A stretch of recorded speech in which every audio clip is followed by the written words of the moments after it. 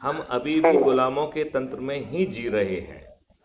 जो सत्यता है। हाँ, जो अंग्रेजों ने गुलाम भारतीयों को कदम कदम पर अपमानित करने के लिए, उत्पीड़ित करने के लिए, शोषित करने के लिए और उनमें हीन भावना पैदा करने के लिए बनाया था, जिसमें प्रक्रिया जानबूझ के इतनी उलझाई हुई और पेचीदगी पूर्व बनाई हुई थी कि छोटे छोटे सा मुकदमा जो है ना 20-20, 30-30 साल चलता है और आदमी जो है न्याय की आस में मर जाता है, उसे न्याय नहीं मिलता है। और इसी सोची हुई रणनीति के तहत ये व्यवस्था बनाई गई थी। फिर हम उसे बदल क्यों नहीं पा रहे हैं? दूसरी बात है कि हम संविधान का पालन क्यों नहीं कर रहे हैं? हम में से किसी की ये कहने की हिम्मत क्यों नहीं होती है कि मोदी है तो मुमकिन है, ये असंवैधानिक स्लोगन है। तो आप कहेंगे साहब असंवैधानिक क्यों है? आप मुझसे ये आप मुझसे संवैधानिक कैसे होगा? आप मुझसे ये प्रश्न पूछ सकते हैं कि मोदी है तो मुमकिन है, ये असंवैधानिक कैसे हो गया?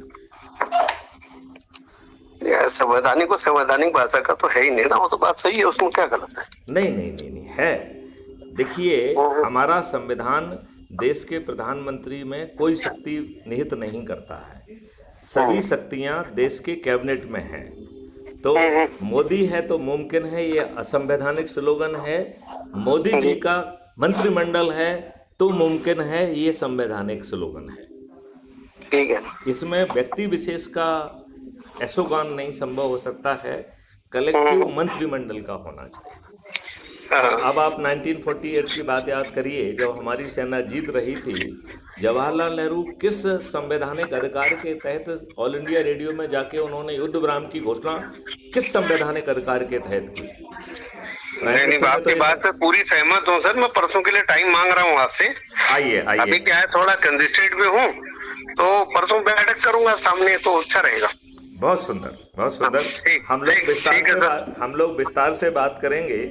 और जी जी। आप आरएसएस में मेरी ये बात पहुंचाइए कि मेरी ये धारणा बन रही है कि आरएसएस हाँ जो है अच्छा भारत नहीं चाहती, ठीक है सर। है ना? ठीक ठीक है। ये बात पहुंचाई जाए और मैं इस पे मैं संवाद कर। बैठक ही करवाता हूँ ना आपको एक और। हाँ, बढ़िया, एक बैठक करवा दीजिए, ठीक बात है। वो सही रहेगा।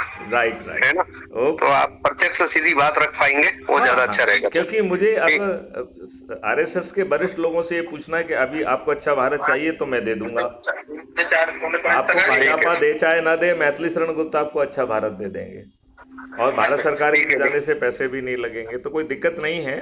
आइए परसों बात हाँ करेंगे अपन। ठीक है सर, प्रणाम। चलिए, नमस्कार।